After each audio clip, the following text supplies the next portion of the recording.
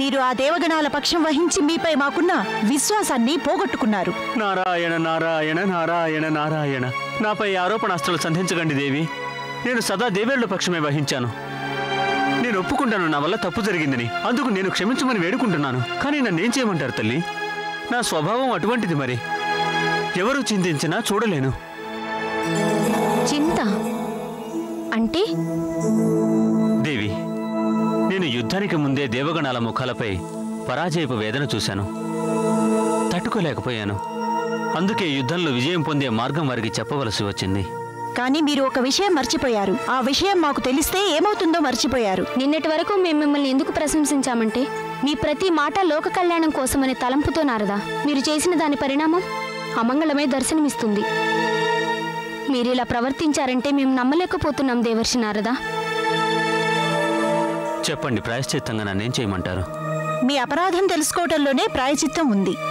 మీరు సమస్త దేవగణాలకు మార్గదర్శకులై ఉపాయం చెప్పారు కనుక దాని నివారణ బాధ్యత కూడా మీరే వహించాలి. నేనందుకు సమ్మతిస్తున్నాను తల్లి.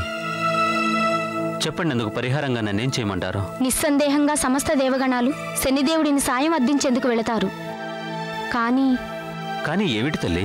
కానీ వారికంటే ముందు మీరు అక్కడికి వెళ్ళి శనిదేవుడిని ఒప్పించండి దేవగణాలకు సాయం చేయొద్దని.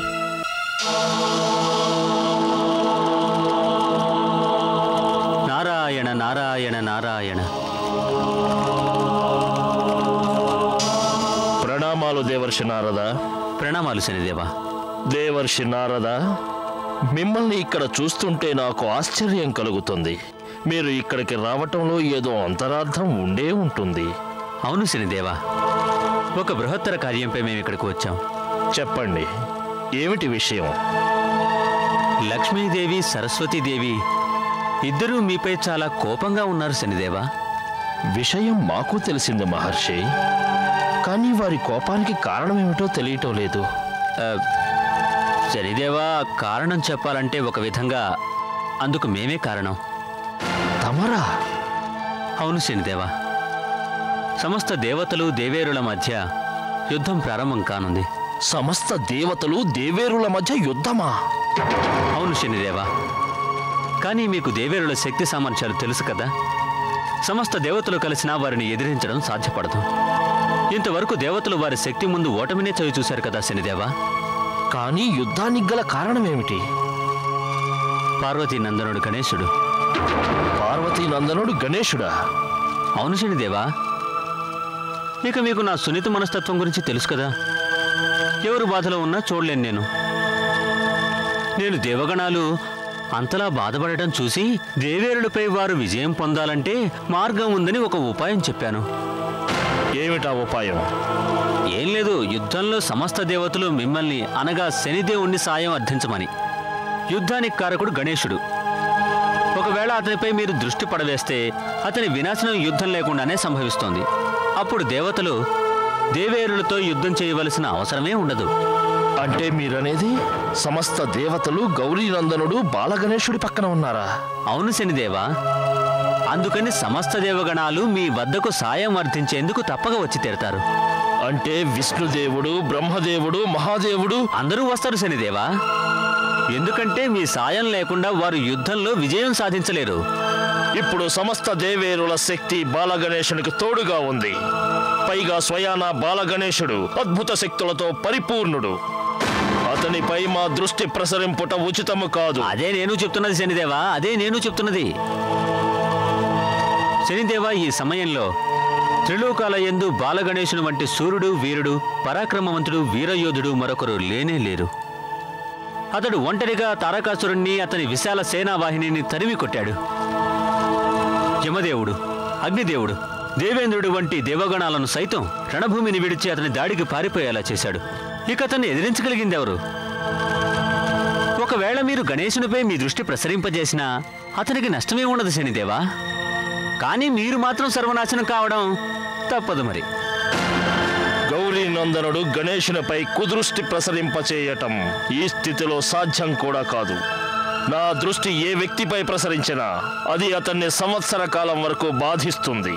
కానీ ఈ సమయంలో బాలగణేశుని జన్మ నక్షత్రాల దృష్ట్యా నేను పరికించి చూస్తే అతనిపైన దశ లేదు. అందుకని ఎవ్వరూ బాలగణేశుడిని ఓడించ సాధ్యం కాదు. నారాయణ నారాయణ నారాయణ.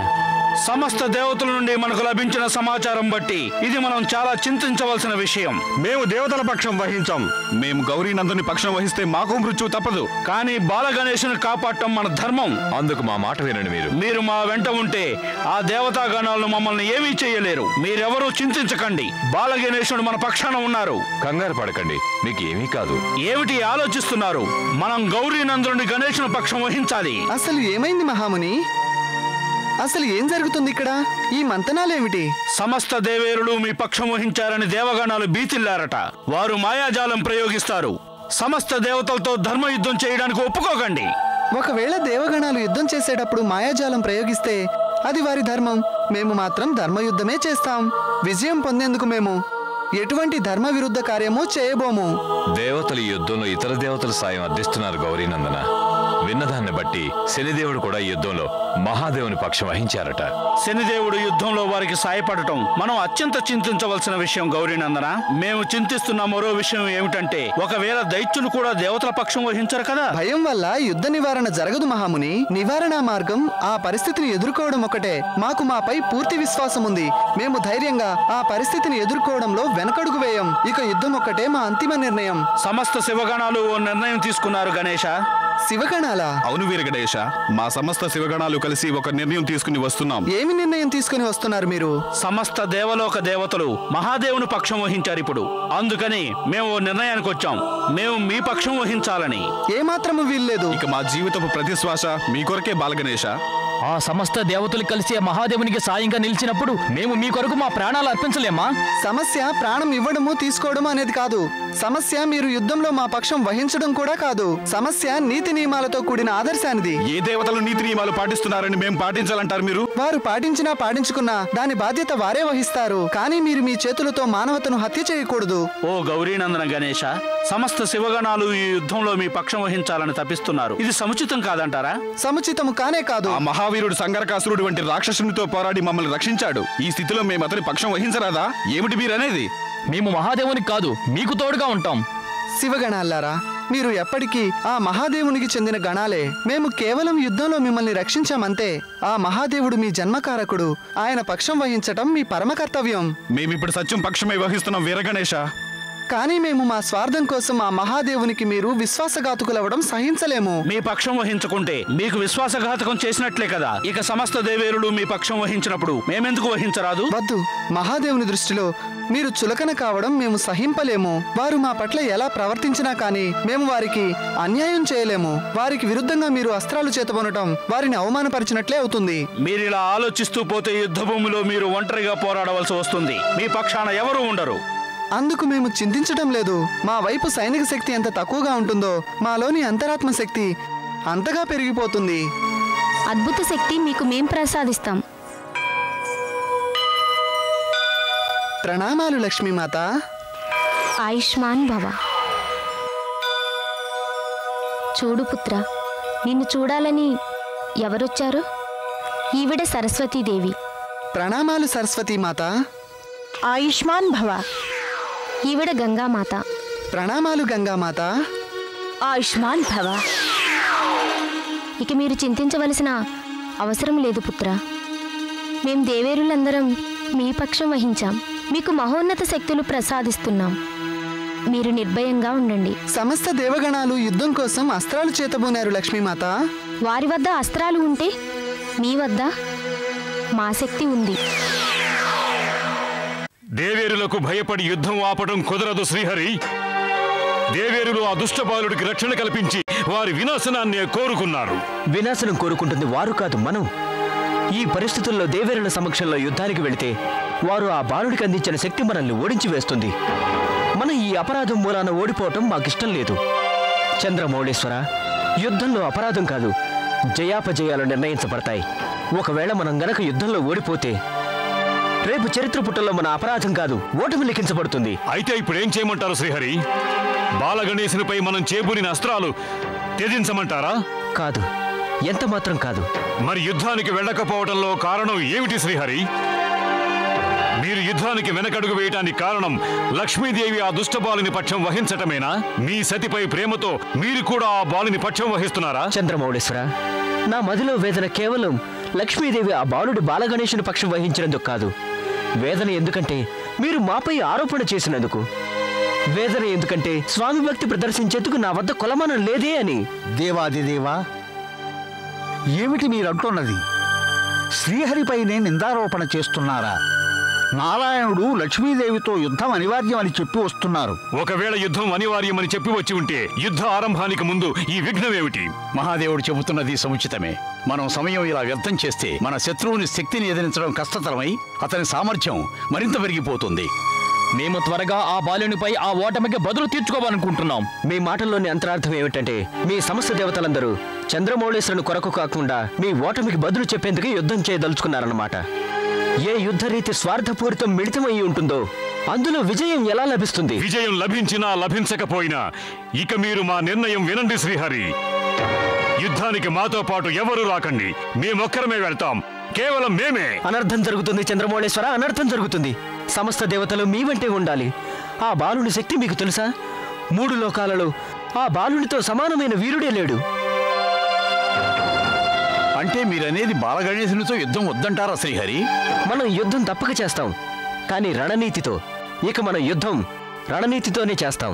రణనీతి ఏమిటా? రణనీతి మహాదేవ, ఇది మీకు మా అంతిమ విన్నపం.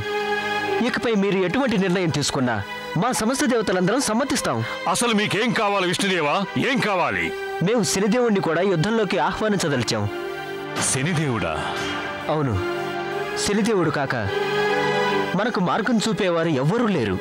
అంటే ఆ బాలగణేశునిపై తన కృదృష్టిని ప్రసరింపజేయమని శనిదేవునికి చెప్తాం. దీనితో ఆ బాలగణేశుని వినాశనంతో పాటు అతని చలువ వల్ల సమస్త దేవతలు యుద్ధంలో విజయం పొందుతారు. అద్భుతం శ్రీహరి. మన సమస్త దేవతలందరము కలిసి వెంటనే శనిదేవుని వద్దకు వెళ్ళడం మంచిది. ప్రణామాలు దేవతలారా, మీకు స్వాగతాలు. మీ చరణ స్పర్శతో ఈ ప్రదేశానికి పవిత్రత చేకూరింది. చెప్పండి, నేను మీకు ఏమి సేవ చేయగలను? శనిదేవ, ఇప్పుడు మేమందరం మీతో ఒక ముఖ్యమైన పని కోరి వచ్చాం. మీరు ఆదేశించి ఉంటే నేనే మీ కడకు వచ్చేవాణ్ణి కదా. చెప్పండి, ఈ శనిదేవుడు మీ కొరకు ఏమి చేయగలడు? ఇది ఆదేశం కాదు శనిదేవ, మేము మీకు విన్నపం చేయవచ్చాం. మీరు మాకొక మాట ఇవ్వక తప్పదు. ఈ కార్యాన్ని పరిపూర్ణంగా నిర్వర్తిస్తామని. తప్పకుండా శ్రీహరి, తప్పకుండా. బ్రహ్మదేవుడు, మహాదేవుడు, స్వయానా శ్రీహరి విష్ణుదేవుడు మా నివాసమునకు వచ్చారు. వారు అప్పగించిన కార్యాన్ని మేము నిర్వర్తించకపోవటమా? అది అసంభవం. చెప్పండి, మమ్మల్ని ఏం చేయమంటారో చెప్పండి. గౌరీనందనుడు గణేశునిపై మీ కృదృష్టిని ప్రసరింపచేయాలి. గౌరీనందనుడు గణేశుని పైన? శనిదేవా, మీరెందుకలా ఆశ్చర్యపోతున్నారు? మేము గౌరీనందనుడు గణేశుని నివాసనం కోరుకుంటున్నాం. మీరు గనక గణేశునిపై మీ కృదృష్టి ప్రసరింపజేసినట్లయితే తను వినాశనం కాక తప్పదు. అప్పుడు మేము యుద్ధం లేకుండా విజయం సాధించగలం.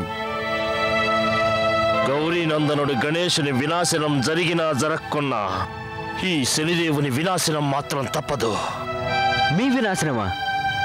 ఏమిటి మీరంటున్నది శనిదేవా? ఓ శ్రీహరి విష్ణుదేవా, ఇది నా స్తోమతకు తగిన విషయం. ఇంతకు మించిన కార్యం ఏది ఉన్నా సరే ఆదేశించండి చాలు. శనిదేవా, మీరు ప్రారంభానికి ముందే స్తోమత లేదని ఎందుకు అంటున్నారు? విడిచిపెట్టండి శ్రీహరి. ఇతని సాయం మనకు మచ్చుకైనా అక్కరలేదు. కోపగించకండి మహాదేవా, కోపగించకండి. నేను కేవలం నిస్సహాయుణ్ణి. సమస్త దేవలోకాల శక్తి గౌరీనందనుడు గణేశుని చెంత ఉంది. ఇక స్వయానా గౌరీనందనుడు గణేశుని దృష్టిలో ఎంతటి శక్తి ఉందంటే అది నన్ను సర్వనాశనం చేస్తుంది. అంటే సమస్య మరింత జటిలమైనట్లే. మరి దీనికి తరుణోపాయమే లేదా? మేము మా ఆకాంక్షతో ఈ కార్యం మీరు చేయగలరని మీ వద్దకు వచ్చాం. మీరు మమ్మల్ని నిరాశపరిచారు శనిదేవా. శ్రీహరి విష్ణుదేవా, గౌరీనందనుడు గణేశుని వినాశనానికి ఒకే ఒక్క ఉపాయం ఉంది. ఏమిటది శనిదేవా? నేను నా కృదృష్టిని మహాదేవుని త్రిశూలంపై ప్రసరిస్తాను.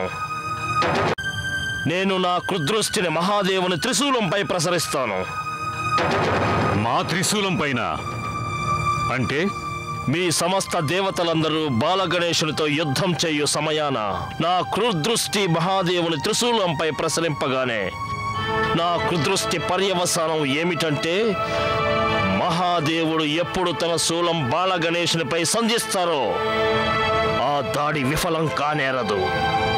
ఆ దాడి ద్వారా బాలగణేశుని మృత్యువు జరగక మానదు. నారాయణ నారాయణ, అనర్థం జరిగింది దేవి, అనర్థం జరిగింది. అనర్థమా? ఏమిటా అనర్థం దేవర్షి నారదా? ఇక మీ ముగ్గురు దేవేరులు గౌరీ నందనుడు బాలగణేశుని రక్షింపనలవి కాదు దేవి. ఇది ఆ సమస్త దేవతలు మాకు పంపిన హెచ్చరిక. నారాయణ నారాయణ, ఇది మీరు హెచ్చరికగా భావించినా సరే ఇక ఆ గౌరీ నందనుని రక్షించడం మీకు అసంభవమే తల్లి. ఎందుకు మీరు అలా బీతావాహులే మాట్లాడుతున్నారు? మా శక్తి సామర్థ్యాలు మీరు ఎరుగరా? నారాయణ నారాయణ, మీ శక్తిపరంగా సమస్య కాదు తల్లి. మరి ఎవరితో? మీకు ఎలా చెప్పాలో నాకు ఏమాత్రం అర్థం కావడం లేదు తల్లి. ఏం జరిగింది దేవర్షి నారదా? మీరెందుకలా భయపడుతున్నారు? ఎవరు వాడు? బాలగణేష్ని వధించాలని ప్రయత్నిస్తున్నవాడు ఎవరు? సమాధానం చెప్పండి.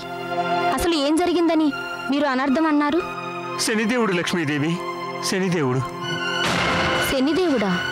అవును లక్ష్మీదేవి, శనిదేవుడు సమస్త దేవతలందరికీ ఈ యుద్ధంలో సాయం చేస్తానని మాట ఇచ్చాడు. అంటే అతను తన క్రుదృష్టి గణేశునిపై ప్రసరిస్తారా? కాదు తల్లి, అతను సమస్త దేవతలకు అంతకు మించిన వరమే ఇచ్చాడు. దీనితో బాలగణేశుని రక్షించడం అసంభవం. ఏమని మాటిచ్చాడు అతను సమస్త దేవతలకి? దేవి, సమస్త దేవతలు అతనితో బాలగణేశునిపై దృష్టి ప్రసరింపజేయమని కోరినప్పుడు అతడు అంగీకరించలేదు. ఈ పరిస్థితుల్లో అతనిపై దృష్టి ప్రసరింపజేయడం కష్టం. కానీ చెప్పండి దేవర్షి నారదా. ఆ శనిదేవుడు తన దృష్టిని ఏ అస్త్రంపై ప్రయోగిస్తాడంటే దానితోనే బాలగణేశుడు వధింపబడగలడట. అతని దృష్టి ప్రసరింపజేసిన ఆ అస్త్రంపై ప్రభావం ఉండటం వల్ల అది విఫలం కాదట.